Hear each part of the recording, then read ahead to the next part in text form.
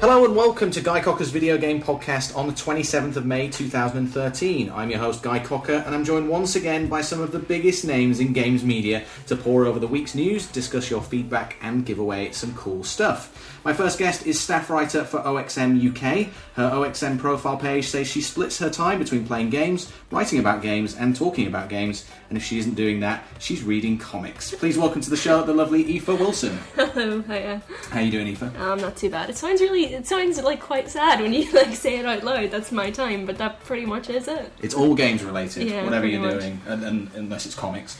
My second guest is fellow Future Publishing crew member, as he's the staff writer for CVG. According to his profile, he plays everything but really likes fighting games, and on evenings and weekends he may be Batman. Please say hello to the real Bruce Wayne. It's Tamoor Hussain.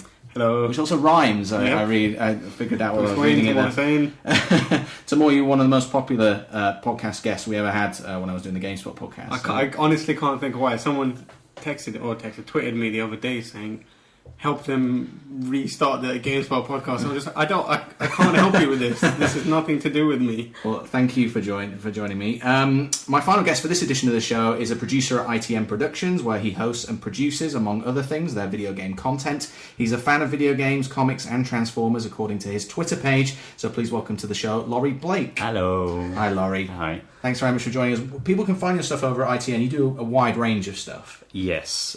Sometimes it's about games. Sometimes it's about giant inflatable rubber ducks. Like lots of things, basically. Everything. We're a news channel that brings you whatever you want, whether it's Syria or, or the One Direction. All right, very good. On this week's show, we'll be running down the week's gaming news, looking at what games you can play this week and what we think about them, and talking about what we've been up to this week. And please, whatever you think about the show, email podcast@guycocker.com and let me know what you think. First up, I've got a download for the excellent Call of Juarez Gunslinger to give away on Xbox 360. All you have to do is email me on podcast@guycocker.com with your name and address, UK only, and the first person to email me gets the code. Okay guys, we've got a new section on this week's podcast feedback. Let's rattle through some of the questions that have been posed from the last week. Chris Shannon, aka Varenti, I think it was on Twitter, asks, I noted that you lot lambasted Dead Island Riptide. Now this is slightly unfair because this was, I think, the first podcast where Dan, Lucy and Jane were ripping into, and myself were ripping into Dead Island Riptide. But he says it almost sounded like there was a bit of not getting the reason why such a mediocre game can stay at the top of the charts for 3 weeks. Well, I've forever been playing in quote marks bad games, the geopolitical simulator series, any modern sci-fi grand strategy title, Civ Call to Power, to name a few. What bad games do this week's guests like? Are there any games that have been reviewed badly that you've actually quite enjoyed? I love that he mentions the simulator series, because that almost seems like a kind of a cult thing now, that all the sites give so much coverage to the simulator series because they've gotten a life of their own. It's just that one, a surgery simulator at the moment. Surgeon Simulator, that reviewed quite well as well. From a few sites. You make your fun out of it yourself. Whereas they have the tools and the wonky physics there. The tools are there to have the fun. Whereas with Farming Truck Simulator, it's just dead straight. Like this, you're going to drive this truck straight, and that is it. There's not much you can do with it. You can't try and tip the truck over or tip the whatever. It's just I think it's just. You're saying that farming regularly is not fun. Farming to the best of your ability is not fun. I wouldn't know. I'm sure farming is amazing fun. Yeah. Apologies to our dedicated farming listeners out there. The Underground Simulator, it would actually, if you went over 30 miles an hour, I think it would just stop. You just fail the game completely and have to completely restart. Crash the desktop. Yeah, pretty much. But are there any games that that have gotten bad reviews? I mean, I guess Dead Island Riptide got mediocre reviews, not really a critical mauling from anyone that I saw. But if you count IGN's review of God Hand, which is I think they reviewed it gave it a 1 out of 10 or something ridiculous because they just didn't get it at all. I guess that counts. God Hand's an amazing game. It's just like a classic Capcom's developed beat 'em up. Just kind of Streets of Ragey, really stupid, goofy humor. Like you're smashing people away with baseball bats and they go flying off into the distance and there's a little star thing there. It's cool, but yeah, they hated that. I thought it was awesome. I think everyone else really liked it though. Yeah. God Hand. Yeah. My guilty pleasure was actually the Def Jam series. Those beat 'em ups. They weren't great, but they were totally great. Okay, they were totally great. Take that back. They're awesome. Anything from your side, Laurie? I love a really old PlayStation 1 game. Me and my brother both love it, to the point where we continually send it to each other in the post, like keep swapping it over because we keep getting obsessed. It's called Jade Cocoon. Yeah.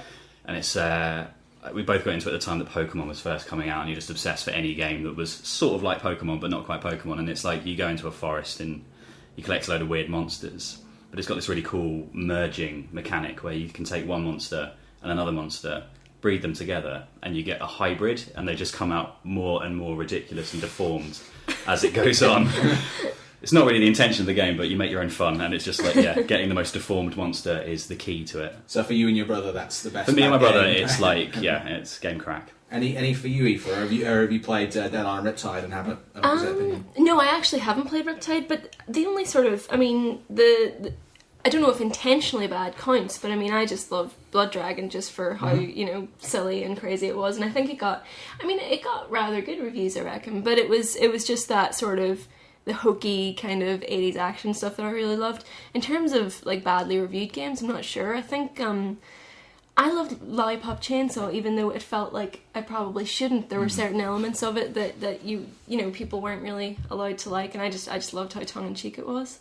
Good stuff. All right, next question. Mark Harris on Twitter, aka New Monkey Boy, says, please give the next podcast some Dust 514 action. This thing is massive. Now, I've been meaning to play this all week and I haven't had a chance. Has anyone played Dust 514? No, I haven't got a chance. You're off the hook, I think, because you're on an Xbox magazine. I am exceptionally hesitant to get into anything that involved, like especially when it properly segs into like the Eve world. I think it's just going to get too much like, I don't know what's going on, there's too many political motivations. I won't want to actually shoot anyone because I'll be like, will I incite a war? What's going to happen? Have you played it tomorrow? I played at the beta stage. I wasn't massively impressed. I haven't, but I will do now that I know that I can incite wars if I want to. So yeah, I'm going to check it out. It ties into the whole Eve political world, which has already got its own economics. I don't know if it's because you read the stories about people overthrowing governments and that and doing other crazy things, and I don't think there's a lot of scope for that in Dust 514. I mean, that's what most interested me about the universe, and if it's a strict first-person shooter where you're just kind of killing people for the sake of the people playing Eve, then I don't know how long I'd enjoy that, but I'll definitely check it out. I don't know. Cool. Well, apologies that none of us have played it yet. We'll try and rectify that for the next podcast. At Fed Gamer says, you may have heard this question before since it has plagued games developers, publishers and journalists for many, many years. Do you like to dunk biscuits in your tea? What's the consensus on this one? I don't. You a dunker I'm at all? I'm not a dunker.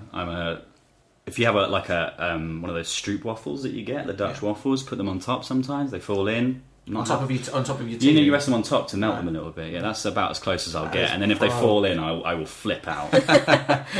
What about you, Aoife? I don't think this question is a euphemism, by the way. I think it's genuinely okay. Just clearing that up. Well, yes, I dunk my biscuits all the time. Any thoughts on this particular hot topic? No, definitely not, because then you get that sort of soggy sediment at the bottom of your cup, and that's just the last thing you want. Worse. Oh. Any thoughts? Yes, man. Dunk those biscuits. Get them in there. I don't eat biscuits that much, but when I do eat them, they go right in the liquid. Right. Okay. That's good. Whatever liquid happens to be to hand. Yeah. Orange juice, dunk it. Saline solution. Just get it in there. Hopefully that answers Fed Gamer's question. Sean Lenton and many others, so at Sean Lenton on Twitter, asked, can I get a link for the pod? It's somewhere on my timeline, but I don't browse it while I'm trying to do work. You can search for the podcast on iTunes, or if you use a different podcatcher, if that's even the word, enter this RSS feeds. It's feeds.feedburner.com/GCVGP. That user's done something which annoys me on Twitter, where they hashtag random words. Hashtag focus. What does that mean? Right. Is someone searching for hashtag focus? Who else out there is focused? Because I am right now. It's kind of when you see it on Facebook, though, that kind of missed the point, right? Yeah, There's no real way of searching on Twitter. I've got a family member on Twitter, and he does it constantly. He'll be like, so-and-so's player in this football team is so crap, hashtag mug. We also discussed the fact that he's hashtagged the word focused while talking about work, but he's on Twitter. Yeah. That's true. That's true. You're not that focused if you've got time to tweet. Don't abuse hashtags is what we're trying to say. I also want to get people's feedback. I started editing an enhanced version of the podcast, which is playable on Apple devices. I think that's the way it works. But it's not an MP3. It outputs a different file name. I'd have to set up a different podcast. If people are interested in that, please let me know, because it is something that I can do. Then there's a load of podcast name suggestions. I did say on the first edition what would be a good name for the podcast. Jason Jenkins says Guy Another Day. Andrew Langson Hoyle, aka Battery HQ on Twitter, says, have Guy got news for you? Many of these. Guy Robot, Me, Myself and Guy, Guy Live and Kicking, Guy Another Guy. The list goes on and on and on. Any of you guys got any good ideas? Apart from Guy Cocker and Friends, or... what did Dan suggest? Dan Marr? Was it Podcocker? That's pretty good. Podcocker. Like Hashtag Podcocker. Podcocker. Hashtag, yes, you should have hashtags in there. I quite like Game Guidance. I think Game that's quite Guidance, good. yeah, fully cockered. Or like maybe this not. one. Just some guy. Yeah, Caps lock all also. caps. Just some guy. That's pretty good. So thank you for all of your suggestions. You can find all those on Twitter, although we didn't hashtag them, so they're a bit disparate. But Cock-a-doodle-doo. Yeah. Is that one there as well? Cockadoodle News. Oh, Cockadoodle News. That's quite good. That's pretty good. Okay, time for this week's news. We've each brought along a story that we think merits discussion, or I'll just run through and kick things off. So this is post all of the Xbox One launch stuff. The discussion point, I think, has really been Xbox One games requiring a regular authentication check, and used games won't have a fee by Polygon. So this has been up and down and all over the place, and people are really confused, myself included. But according to Polygon, the Xbox One will not require gamers to pay a fee to reactivate a used game, but it will require a regular online spot check to verify the authenticity of games being played, and that's according to sources familiar with the system. So while an internet connection will be required for the console, the company is also experimenting with special exemption codes that could be given to select people in very particular internet-free situations, like active duty soldiers serving in war zones. And again, that's according to sources that have been speaking to Polygon. So what did you guys think post Xbox One launch event, and on this particular issue, are you worried about the possibility of having to pay? That is mental. You have to ask them for a code. Special permission. Hey Microsoft, can I play this game without an internet? That is crazy. That is absolutely mental. But is it better though? Because a lot of people were thinking they might have to buy the game twice essentially pay around £30 to activate a game that had already been activated on another system. I mean, if you did have to pay that second price, it basically kills pre-owned games, and it makes it all pointless. If you're going to buy a game, buy it once. If you're going to borrow it, no one's going to borrow a game anymore just because they have to pay twice. It's stupid. Sure. As someone who sat through the Xbox One reveal and wrote news stories, like upwards of 15 news stories that day, I do not understand, or I'm so confused. I haven't got a clue what they're trying to do. I don't understand it at all. And I'm one of the people that wrote about it constantly, so I should know about it. I saw the number of news stories that you've been putting up. Yeah, it's mental, and I still don't understand what it is, because people are saying different Microsoft execs are saying different things, and then people are giving their own reports, like journalists are saying it's this way, whereas someone else will contradict it and say, oh no, it's actually like this. There's not a clear picture at all, which is mad. I think that's the biggest failure of Microsoft's reveal. They should have just either said it outright or just said, no, we're not doing anything, we're not speaking about this until E3. But they just confuse the message, and it's just mad. Well, that's the thing, I'm seeing it now, because everyone's been so vague, you just read your entire own process about it, and like from the way if it's need constant authentication, I'm reading it like the alcohol laws of like, you need to keep proving that you're over 25, you're over 18, but you're under 25, that kind of thing. It's like I'm constantly getting ID'd about things and being like, well, I'm being ID'd, I don't want to be ID'd, I don't want to be ID'd. I don't want my Xbox to now be like, have you bought this game? Did you buy this game? Can I see some ID? Thank you. So do you think, I got loads of emails this week from various, it's usually companies like voucher codes, websites that are jumping all over this saying everyone's really confused and quite disappointed. Yeah, we've done a survey and putting all that stuff out. So with that caveat, it seems as though a lot of people are disappointed with the Xbox One announcement. But, that said, anecdotally, a lot of people on Facebook are still disappointed as well. Sorry. I think that's kind of the problem. The sort of insanely mixed messaging that they've been given out has completely overshadowed the actual console itself and the console's capabilities, which personally I think are quite impressive. And, you know, that's completely understandable. But I think what they really need to do right now is clear up a lot of them. I mean, there's a lot of misconceptions out there, and there's a lot of, you know, completely rogue stories going, like, you know, and they just need to say, this is what it does, this is what, you know, it's going to cost, and, you know, then we can sort of get on with the process of actually focusing on the games and the, you know, the capabilities. Do you think that they'll take the opportunity at E3 to do that, or? I certainly hope so.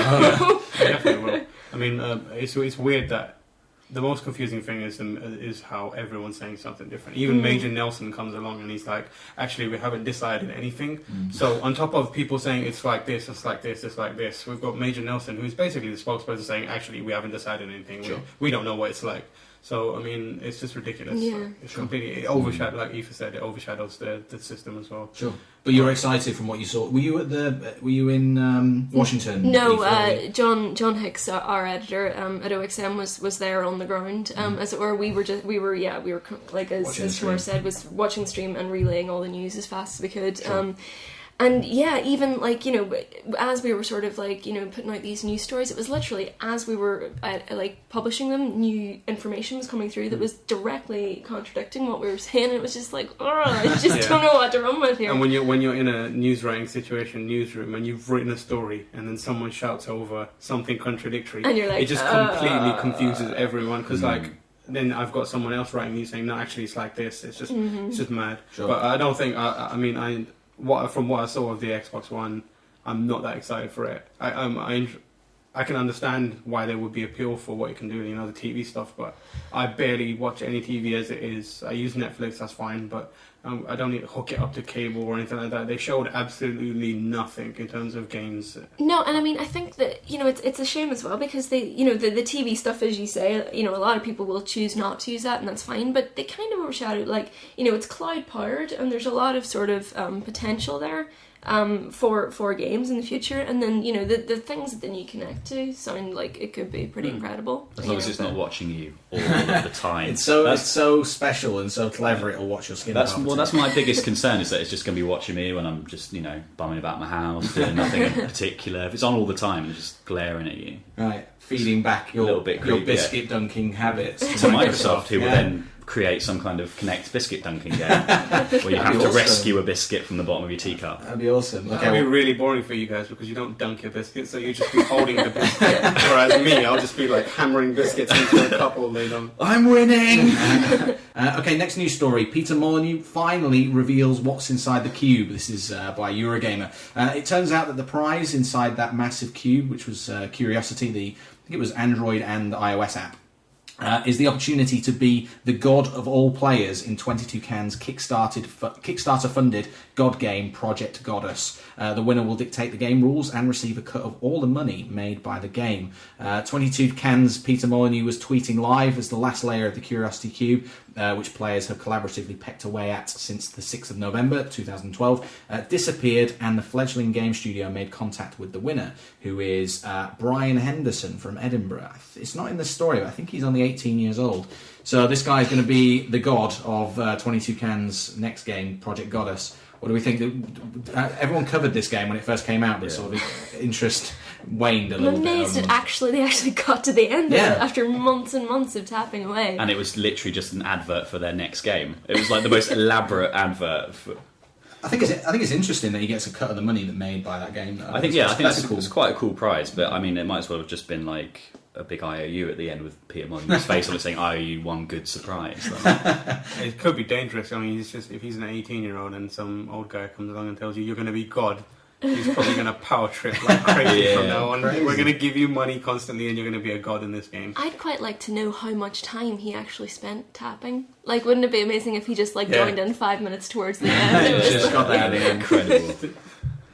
So he's from Edinburgh. He will be the god, and he will be God, basically. God is Scottish. He is Scottish. The other interesting thing is that he had the option to share this video message, which he was happy to do. So it is available on YouTube if you want to watch Molyneux talking about this ambitious project inside a fake cube. Inside a fake cube. Yeah, he is inside a fake cube. With simulated echo. That's amazing. I just think it's one of those things. It's like Peter Molyneux is one of those people who should know from his past games that you don't give somebody the power of God, because it quite often goes badly. Like Black and White, the amount of times that I was just evil. You're just And if now slapping someone, yeah, exactly. You're just slapping your cow thing. There's, you know, there's an interview with the winner on Polygon, I think. Oh, okay. And he says, I'm really interested in basically screwing with people, which is that's pretty much what I would do. So Nice. I guess have fun. Well, he's earned that, hasn't he? Yeah, He yeah. has earned that. Project Yeah. Goddess is going to be unfinishable. It's going to get halfway through and it's just going to go end. So, any other thoughts? Did anyone play it around Curiosity around the table? Yeah, Quick tap and- for honestly, it was an hour. Yeah. I downloaded it, installed it, tapped a few times, and I was like, this is boring. This is really boring. Get Yeah. rid of it. I haven't got the exact number in front of me, but I know it's billions of taps. Billions. So that's over. So that's done. Next news story is Need for Speed Rivals announced, fresh from the critical praise for the last instalment in the series, Need for Speed Most Wanted. Electronic Arts has formally announced that Need for Speed Rivals will be the next title in the series. It will hit stores November the 19th, so pretty much the traditional release date for Need for Speed games. And it will be the first Need for Speed to be available on next-gen consoles, Xbox One and PlayStation 4, as well as current-gen as well. It's being developed by, I don't have it in front of me, is it Ghost Studio? Yeah, in We're association- Gothenburg. in association with Criterion. Criterion, who made the last Need for Speed. So what do we think? Are we excited about this? First Need for Speed on next-gen consoles? What's your feeling on Need for Speed? Let's go with you, Laurie. What do you think? I'm not sure. I mean, it's going to look good. I think that's the one thing that Need for Speed is always very good looking. It's on Frostbite on the DICE engine, so yeah, it will look good, I think. Yeah, exactly. But it's always. But I don't know. It's just Need for Speed Most Wanted, and was it Hot Pursuit before that? They never really grabbed my attention for very long. I quite like racing games every so often, but I'm definitely like the old style Burnout player. I didn't like when they changed it to Paradise and that kind of thing. I don't like this evolution. Don't like this change. Everything. Don't change me. Just give me Jake Coon and I'll be happy. What about you, Aoife? Have you seen any of this game? I did. I caught the reveal trailer and everything. I mean, it does seem like almost a spiritual successor to Hot Pursuit in many ways, and I really liked Most Wanted. I mean, I'm not a race fan by any sort of stretch of the imagination, but I really did enjoy Most Wanted quite a bit. And I think, I mean, the all drive, the mode that they've mentioned, could be quite interesting. Yeah, I'm just looking through the notes on this. The rivals in question are, of course, cops and street racers, but the gameplay is getting a makeover. Players choose to be racers and live the life of evading cops, gaining infamy, videoing their slipperiest moves, and earning speed points. And I presume, the side of the enforcement, you've got to attain higher ranks and faster police cars, and so it's fairly standard. And yes, the new play system is called All Drive. So I'm with you on this, Aoife. I quite like Most Wanted, although I was playing it on PC. I just got a new gaming PC and therefore didn't really have any friends. So the whole social aspect, I mean, no friends in general, but the whole social aspect didn't really come. Because you can have the billboards and smash through times. And I stuff did like that. enjoy smashing through billboards. I kind of cruised around, looking for ones to smash through. That was quite fun. What about you, Tamoor? I get obsessed with Need for Speed for about 2 weeks, like really, really obsessed. And I'm not very good at racing games, but yeah, I don't know. I'll play it when it comes out, but I don't know. Not really that excited. I mean, I'm more excited for Need for Speed or whatever EA is producing than Gran Turismo or Drive Club. So, I mean, if I do have to play a racing game, it'll probably be Need for Speed. So, one sale for them. Alright, okay.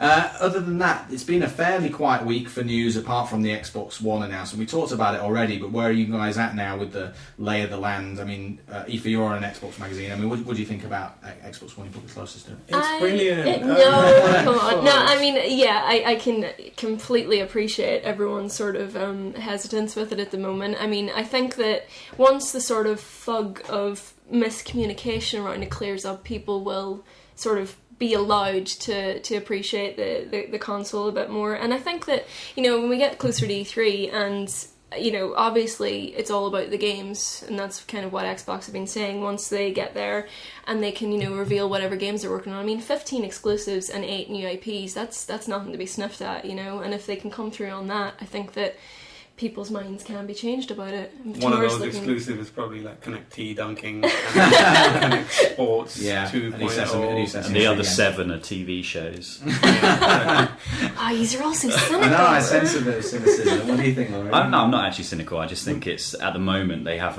it was a very weird announcement for me, because if you're going to do a big online streamed event, like obviously you can have the world's media there, including the mainstream media, and announcing all the TV stuff's great, but I think the majority of people who are going to sit and watch your 1 hour presentation are going to be gamers.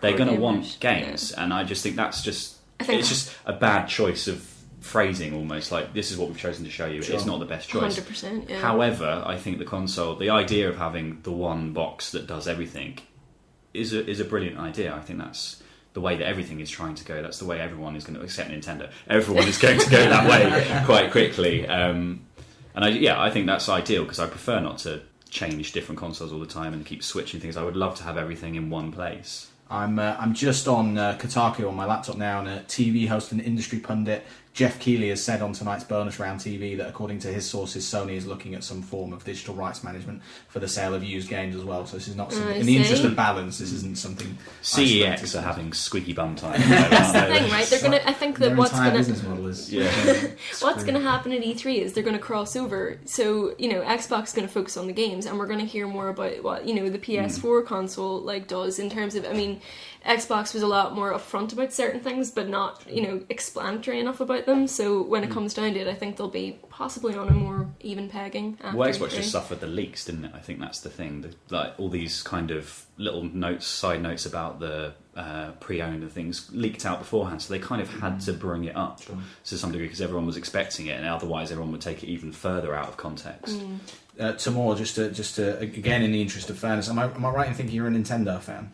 I'm a Nintendo fan. So what does Nintendo need to do for the Wii U at E3? They're not at E3, are they? They're going to be That's doing true. pre stuff. Yeah. True. I mean, they are doing what they should be doing pretty well. I mean, they've got quite a few games coming up. They're showing I really love their Nintendo Direct format. Instead of just saving everything for 1 hour or 2 hours in a year, they're kind of very regularly coming out and saying, there's we've another got one, this game. Yeah, there's one coming up. Is it the 11th? Yeah, and that one's going to have Smash Brothers on it. It's going to have new 3D Mario. New 3D Mario. And very likely Mario Kart. I would guess like something else far off as well. And then in the future, there's stuff like Zelda and that kind of stuff coming. But yeah, I mean, Nintendo are doing what they need to do. I think the next step is we've been discussing it in the office. So I've been talking to Rob and Andy Robinson, who are like editors, associators, and they agree that what Nintendo needs to do now is remarket and repitch the console again, because it's what they did with the 3DS. They kind of had a second marketing wave, and that worked for them really well, especially in Japan, and they did that at a time when they had more games coming out, and now's the time for them to do that with the Wii U, and I think it's going to be successful. I mean, you never count Nintendo out. They've proved time and time again that they're never out of the race. So yeah. So even with the loss of EA not making games for Wii U now? I mean, what have they lost ultimately? They've done a U-turn on that, haven't they? Have they? I think they have. have. I mean, it would be. I don't think EA officially said we're not developing. But it would be stupid, even if they are, because if you were EA, a top exec at EA, there's no way you can predict what's going to happen in the future. You never know. A year down the line, Nintendo might be again the most successful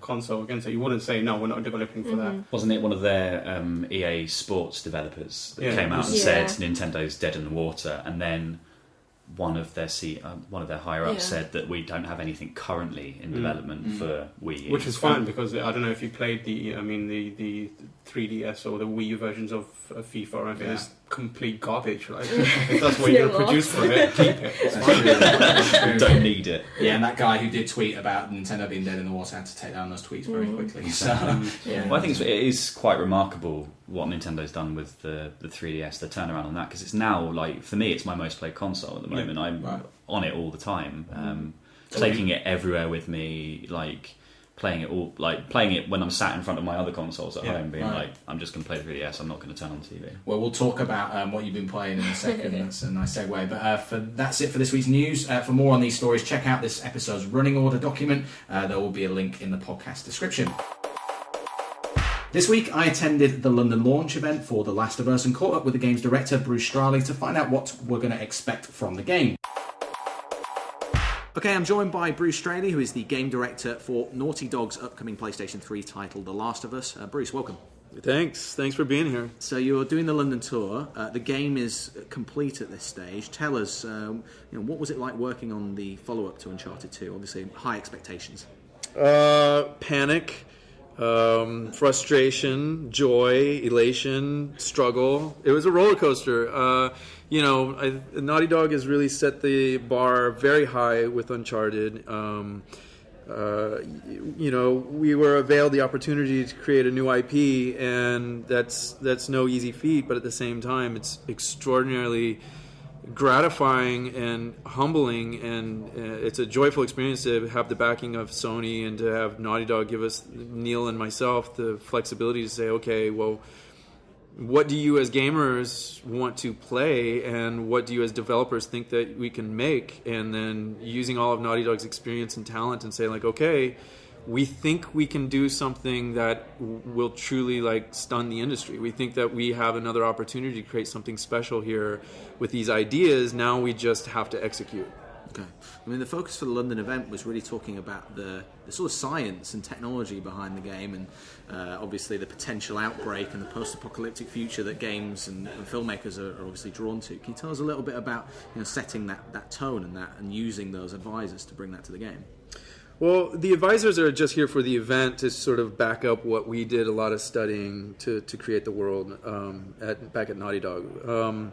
We did a lot of research, reading books on vaccines, the creation of vaccines, how viruses are spread, rabies, just the what if jumping off point from looking at the cordyceps video and then examining all the different ways that nature sort of manifests this beauty and horrific sort of these experiences where it's the propagation of a fungus or a virus or a parasite that exists only from the existence of another creature's death. And just like the common cold, we are this propulsion machine. We basically gestate this virus. We keep it alive inside of us. It only exists because we are the host. And then uncontrollably, I sneeze and I cough, and I'm now spreading and I'm propagating this virus out to other humans. I don't want that to happen, and yet it's out of my control. And we're saying, well, what if? What if this cordyceps fungus was able to actually jump to humans and control them in a way that it does those ants and the other insects, and makes us operate out of our will, out of our. And yet, we're thinking of in good horror movies, we want to say the big terror, the beast, the monster that's coming at you facing that is a fate worse than death. That's kind of the rules of of horror. So we took that and said, okay, well, what's a fate worse than death? And when we explored the concepts of cordyceps and what it could do to humanity and what it could do inside of the human mind, and the fact that you could possibly retain your consciousness while you're still doing these uncontrollable and brutal acts, is a fate worse than death. So these are kind of the jumping off points, and we just kind of jumped into the science and said well, what if, and how would this happen, and how does it manifest? And we delved into the stages and the progress and the entire from the inception of the thing to the gestation period to actually the sort of the lifespan and the death, and it's a complete cycle. And we went through a lot of effort to try to create a grounded infection that could actually exist inside of the world so that we could have characters that actually react to it in a plausible and realistic manner. I want to ask a little bit about something anecdotally that I've spoken to a lot of people that are excited about Last of Us. They almost want to stay away from the coverage because they don't want it spoiled for them. And how much involvement do you have in the marketing of a game like The Last of Us, where obviously you want to reveal how the game looks and how it is to play, but you don't want to give away key plot points? I'll give you an example. When a friend of mine, when they discovered they were infected in the game, they kind of expected that was coming, but they were almost disappointed because that kind of was spoiled for them for the final experience. It's an interesting balance because we want to get the name out there, we want to get the title out there, we want to showcase something that we're very proud of at the studio, and we're extremely excited about what we've created. But we also have this motto of less is more. And we're really, I think we've done better on this project than we've ever done in the past, of really trying to hold back and not spoil it, because we're thinking of it as gamers ourselves. You look at trailers for movies, and people show the trailer and they show the best parts. And sometimes you go see a movie and it's just that 30 seconds I saw in the trailer were honestly the best parts of the movie, and that kind of, and then even then you can see the background and you relate some big epic scene or fight or something that happened for only 2 seconds inside of the trailer, I recognize that background and I'm watching the movie and I'm like, oh, this is when that epic thing is going to happen that I saw in the trailer. So we understand that as gamers, we understand being spoiled. We don't like that feeling ourselves. So we've been very, very, very conscious of like trying to just get enough information out there so that players are intrigued. It sells enough of the world and the characters and the kind of journey and adventure you're gonna get to experience in this game. But at the same time, we're being very conscious about like the kinds of environments, the kinds of things we show, so that it's trying to be as fresh as possible for as many players as possible as we can. But do you have some control with it when the marketing department's saying we want to show more of this game, want to show more of it off, it looks cool, and you're like, no, we want to save that moment for when they play it? We have a really great relationship with all the marketing departments, and Naughty Dog's kind of a special case scenario where they give us a lot of flexibility and a lot of say in how we sort of operate inside of the field, and they've been really great to work with. And anytime that those questions come up of like, should we reveal that, and if we we say like, no, that's really precious or sensitive information, we don't want to show that, then always they've had our back, and they've been really cooperative and understanding of what we're trying to do. And this is a heavily story-driven game, so I feel bad about asking you about the technical aspects of it, but obviously you're squeezing every last drop of the PlayStation 3 at this stage. Yeah, I mean, I think we've done it. I think the PlayStation 3 is officially like kaput. It's been a great ride, and each game we've been iterating on the engine and iterating on what we can do with it. That's with rendering, with processing, and AI, and what you can do on the joystick with the characters. There's so much going on every single moment inside of this game. I mean, we have NASA scientists basically that should be blowing up other countries, and they decided to help make a video game instead. And those geniuses basically afford us the ability to make some truly amazing looking environments and like some thrilling experiences with AI that I've never experienced inside of a game before. So hats off to them, and thank you PlayStation 3 for being awesome, and maybe farewell, who knows. All right, thanks for your time, Bruce. When can we play The Last of Us? The Last of Us is coming out June 14th, and I'm excited for you guys to get your hands on it. You going to be at E3? Is this because this is E3 week as well? It's going to be a big week, man. It's going to be a really big week. But I think The Last of Us it's going to do fine on its own. It won't get too caught up in the clutter of next gen. I think that this is an experience that I think the PlayStation 3 is still a gorgeous. We've created some gorgeous experiences and amazing environments and characters that you can truly get invested in, and I think that in and of itself is something new and fresh that players are looking for. Great stuff. Bruce, thanks for your time. Yeah, thank you very much. That was Bruce Straley talking about The Last of Us, which is out on PlayStation 3 on June 14th, 2013. Alright, time to talk to my guests about what they've been up to at the moment, what's on their radar, and what else might be of interest. Laurie, let's start with you. Talk about your 3DS. Yeah, talk about my 3DS. My love. Yeah, I mean, I've been playing, been completely obsessed with Fire Emblem Awakening. Yeah. Since that came out, and then as soon as I finished that, I started playing Monster Hunter obsessively. Still nowhere near. I know Dan Mars on like over 200 hours. He was like, "Come play with me," and I was like, "How long have you done?" He was like, 200 hours. It's like 10 times more than I've put into it. Yeah, he's pretty hardcore about that game. Yeah, it is, but it's that kind of thing. It does really promote hardcore playing. I think that's what's quite cool about it. But the amount that I'm now sitting around at work just twiddling my thumbs thinking like, I could be like, get some items, go get some mushrooms, and I can put them all grinding. Thinking about grinding, I'm thinking about, carving myself some nice new trousers, that kind of thing. Again in the game. Sometimes in real life. Monster Hunter skills can transfer into real life, so exactly. Grab your knife and go and start carving animals. Lovely set of rabbit chaps. So you, how far with Fire Emblem are you? Towards the end. I've finished Fire Emblem. That's good work. It's only been out for a month. Maybe. It's been out for a month. I mean, I think I've had it in 2 weeks. I finished it, but I've played all the other Western release ones, so I'm kind of old hand at Fire Emblem. I'm obsessed by that game and that series because I just love the kind of really intricate strategy, but then I also love the fact that if something dies, you get really upset. You And can you're turn like, that off in the. you can turn it off in the new one, but I played it on the highest, the high difficulty. I did the exact same thing, and I love the intelligence system games as well, Advanced Wars, and I thought, you know what, I'm going to be very strategic. I'm going to be very conservative what I do to preserve my team, because I built up this kind of decent team of people. And then about 3 or 4 chapters in, I was thinking, I'm doing all right, and then I lost my first the mage that's with you. She's a main character. She doesn't die. She just removed from the team because she's important to the story. Lissa. Lissa, that's her. And I thought that sucks. And then I lost another character who was my main tank, and I just completely lost it. Any strategy I had for the rest of the game just went completely out the window, and my strategy was just kill everything, just go forward, kill.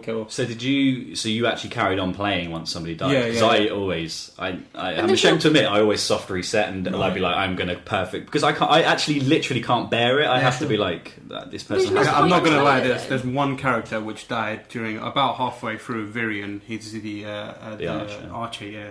And when he died, I was like, no, I'm not letting that guy die. I just restarted it, and that's cheating. It's like there's no point in playing it with permadeath on if you're going to like restart because then it. you have to be perfect in your tactics for a whole mission. And I mean, you still get the moments where you're like, will they, won't they, will they, won't they, will they, won't they, like, and then they survive, and you get that massive wave of relief. Yeah. But sometimes it's just the times that I have reset it is when I felt that the game kind of screwed me over, because it's like, all right, I've got these group of people that I'm fighting, you fight them, and it's like, no, we've got this second group coming from the left and another group from the right, and you're like, I was not prepared for that battle. I was prepared for the battle with this certain number, and when you lose characters in that scenario, you're just like, well, no, now that I know this, I can start again and use different. There was like a weird thing that they changed from the old ones, because in the old ones, when reinforcements arrived, they used to arrive at the beginning of the enemy's turn, but they wouldn't move, so then you'd have your turn to counter. In this one, they just appear and go like, die. They always appear from behind as well, so they always appear where your mages and weakest units are, and then they're just like, swarm them until they're dead.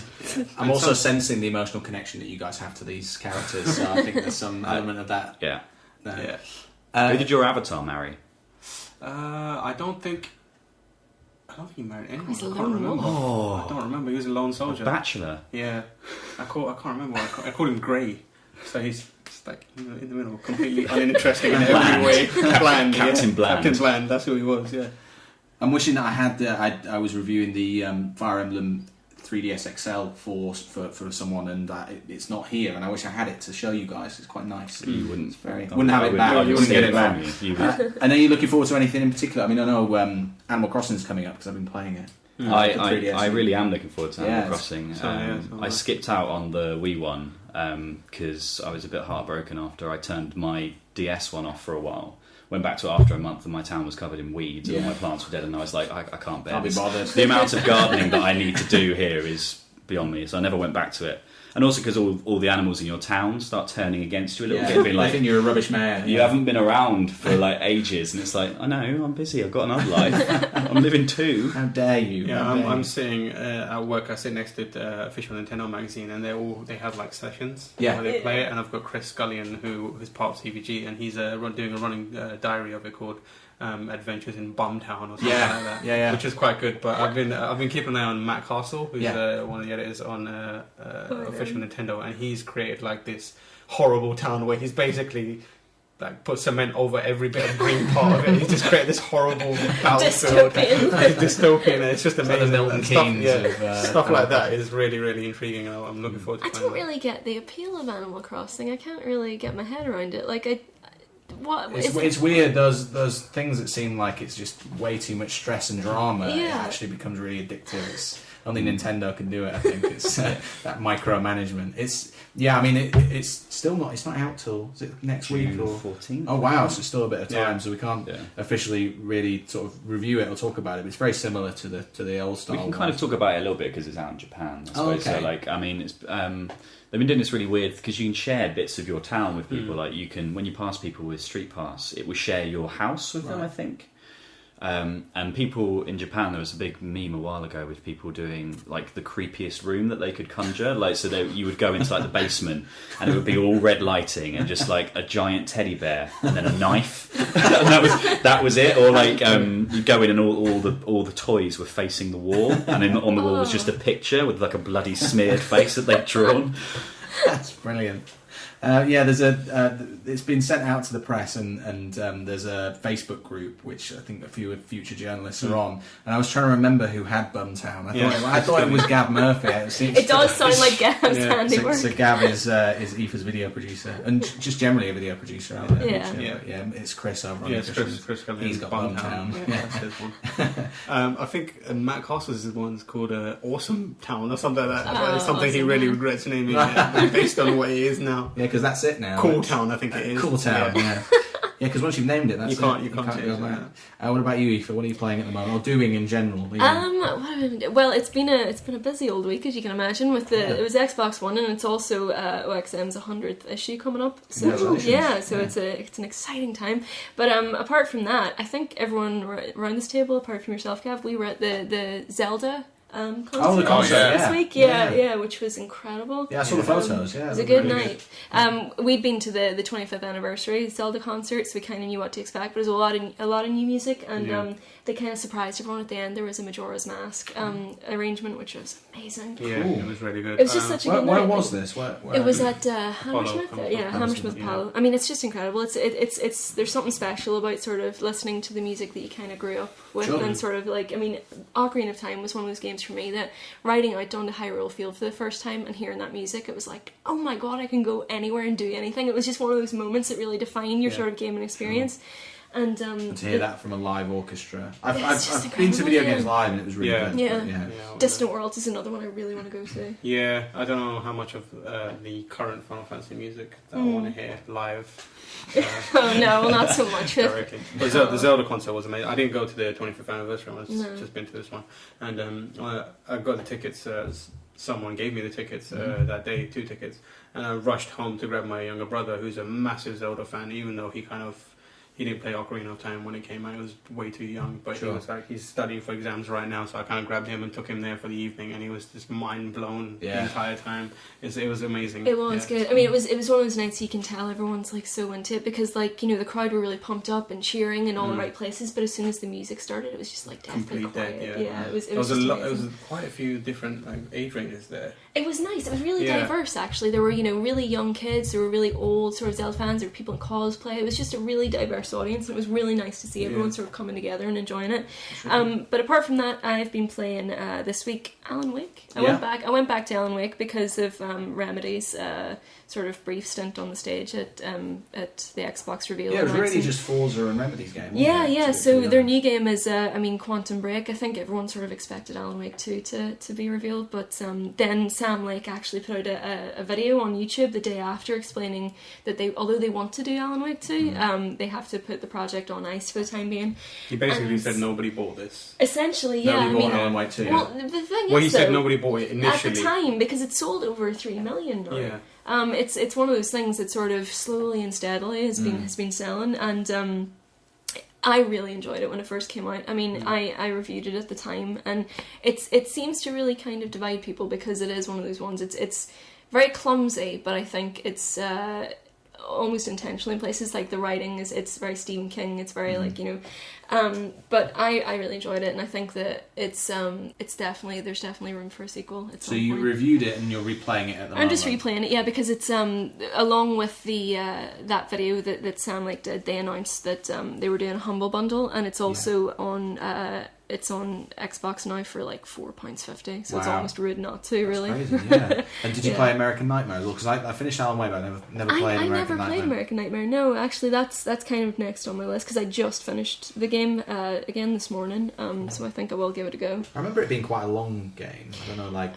No, maybe that was just my playthrough. No, you can go back to it. I put it around 8 hours, but there's so many collectibles in it, you could easily spend more time. I think going back over Nobody wants to collect those things. What was it? There were pages. There were manuscript pages. There were coffee thermoses. There were TV shows. There were radio shows. And they gave you nothing. The coffee thermoses were the worst one. It's just like, you pick up these for what?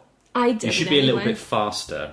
Yeah, like if you pick up loads of coffee, it's just a little bit more like jittery. And what about you, Tamoor? What have you been playing? I was finishing up some side quests on Fire Emblem. Started Luigi's Mansion 2, which is really fun. What else am I playing? That's pretty much. I started Metro.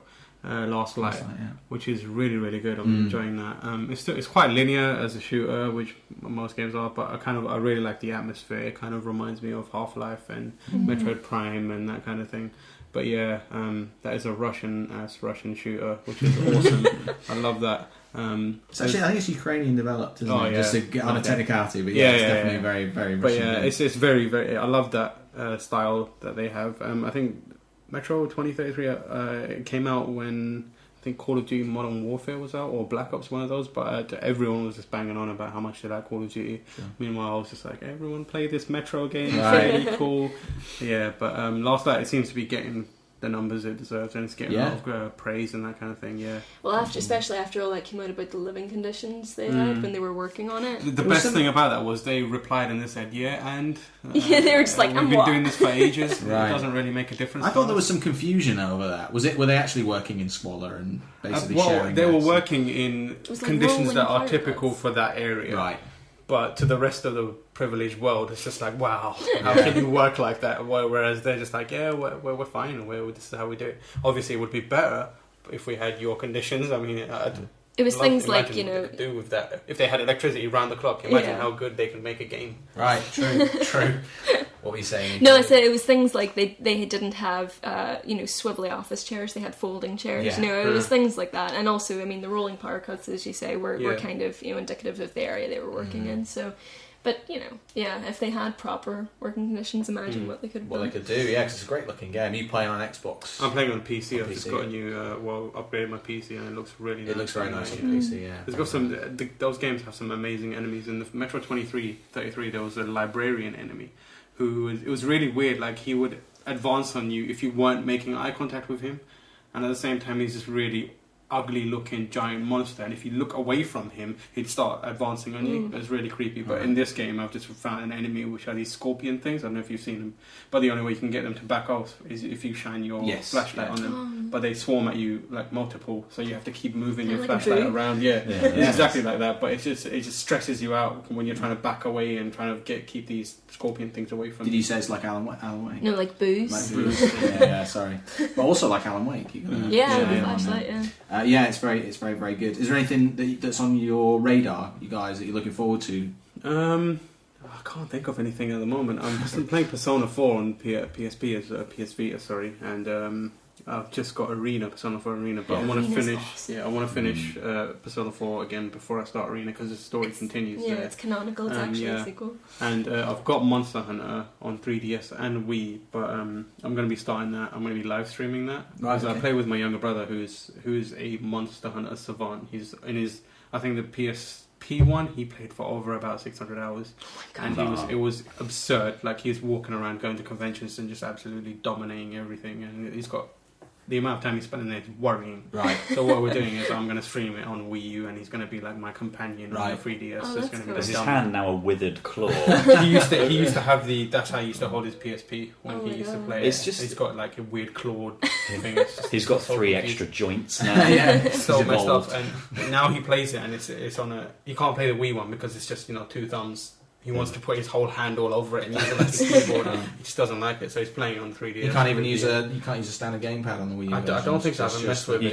You can use but it insists. I think it almost insists that you do have the regular gamepad on. So you have to like put it somewhere where you can kind of sit. I've set mine to have all the HUD stuff on the gamepad. So I can't work out how to turn that back off now. So every time I want to play with like the regular Wii pad, I have to have the gamepad propped up near me so I can see my health and be like.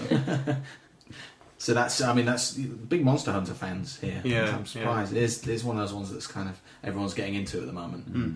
What about you, Aoife? Anything you're looking forward to? Oh, looking forward to?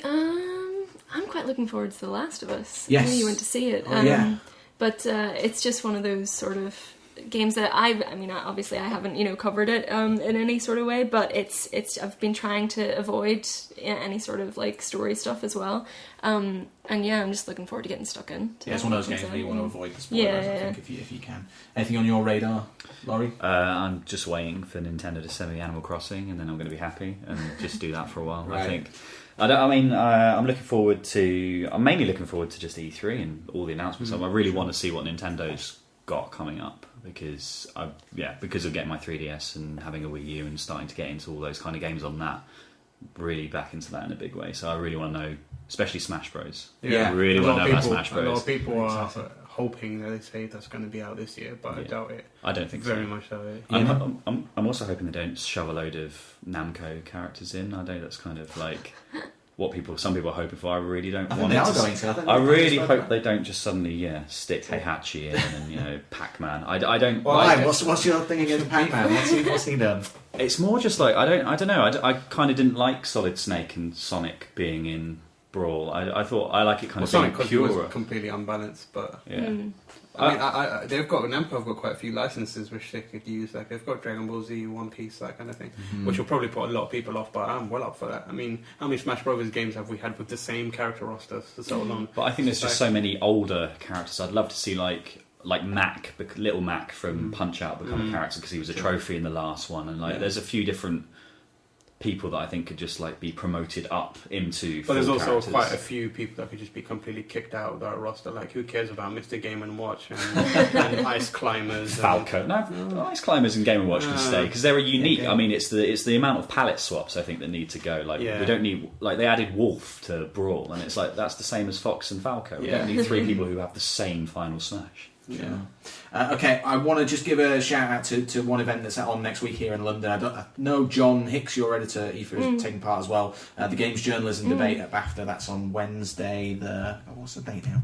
Wednesday the 29th. So if you're in London, come along to that, and that should be good. But thanks very much for your picks, guys. Okay, time to look at some of the games that are out this week, what we think of them, what the reviews are saying, and generally if they're worth checking out. Now, because of timing on this week, there's not much we can say about these games, even if we have played them. But Grid 2 is coming out this Friday in the UK. It's embargoed till 2 PM, 28th of May, so that's Tuesday the 28th. I'm going to have a go on this game. Anyone played it so far? I can't deal with sim races. Not the tears out of me. Not bothered at all? No. Okay. I just can't do it. I mean, I don't know how to drive, for one. Sure. Number two, the only games that I played with driving when I was younger were Mario Kart, so I don't understand. I don't understand braking. Well, I don't see the point. It's not fun. This is my problem with Gran Turismo. I remember playing Gran Turismo on the PS1, and I started driving, and I hit the brake button at the first corner, and it just spun me out, and it was all kinds of craziness. And since then, I've never touched that series again. I don't understand the hype around it. It's not fun. Right. Just get in a car outside and go. Just that one. So that one experience in Gran Turismo generally ruined it forever. That's a shame. Well, that is out if you're interested. No one around this room is. Although actually, there is £125,000 the special mono edition. Mono edition, which comes with it comes with a car, the copy of the game, a full driving suit with gloves and a helmet. So if you have 120 and the console and as well. well. Yeah, you kind of explain Comes with a that. full driving seat, just in case you want to be extra pedantic when you're playing. Sit down in your little. That was pretty cool. Fuse is coming out as well. I've played this at the preview stage, but not recently. I think not many people are really that excited about this game, unfortunately. It's Insomniac, isn't it? It's Insomniac, Yes, it yeah. is. Crazy. First multi-platform game. It's such a shame because I think, Overstrike for me looked interesting, and then it kind of got all the personality sucked out of it. It really did. And they got one of the most generic box arts of all time. Wasn't it a crotch shot of loads of people? Yeah. Can't Can't even see their faces. It essentially got EA-ified. I think is what happened to it. Well, that's out as well. Wonderbook digs Nightcrawler, which is an original Wonderbook game, as far as I understand. What the hell is That that?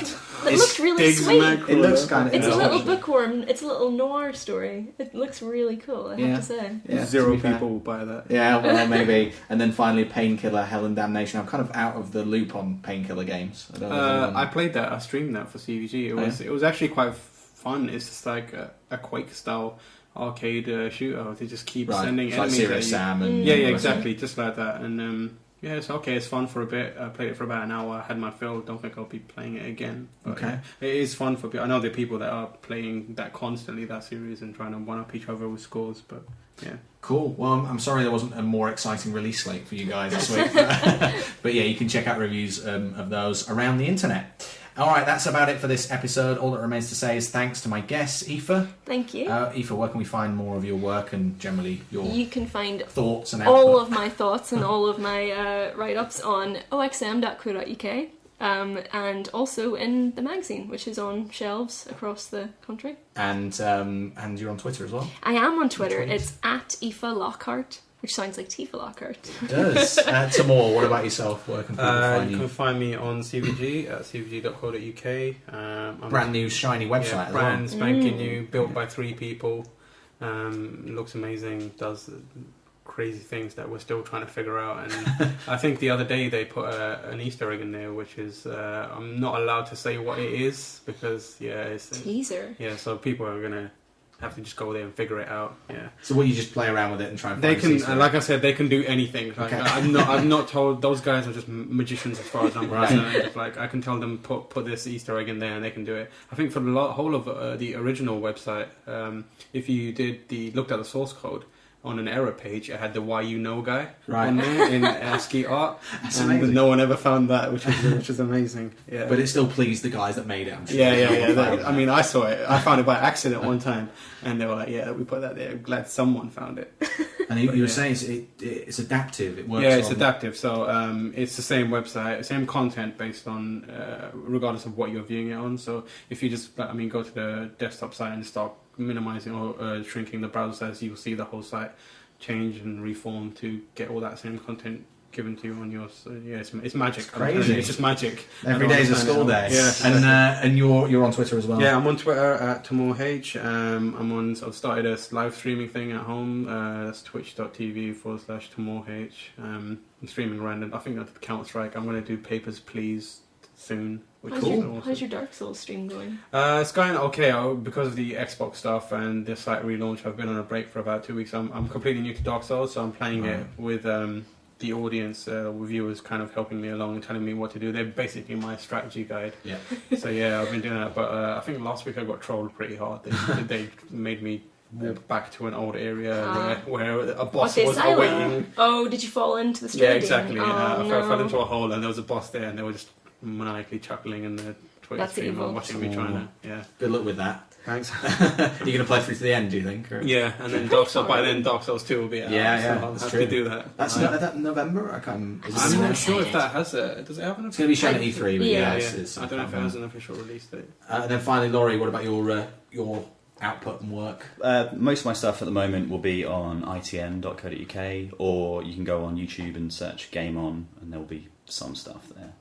And on Twitter as well? You can Tweets? follow me on Twitter, You're but not it'll that be big in the game, are you, Laurie? it'll be kind of pointless. It's a very one-sided relationship with me on Twitter. Okay, well, let's leave it with that then. You have to people have to find you, and then if they do, they may be Disappointed. disappointed. I wasn't going to say it, but then you did. So thank you. And thanks to you guys for listening. If you have any feedback, please send it to podcast@guycocker.com. I'll see you again with some new guests next week, including Mike Bithell, Dan Guilopoulos, and Craig Pearson. So that should be a good show. Keep an eye on twitter.com/guycocker, and we'll see you next time.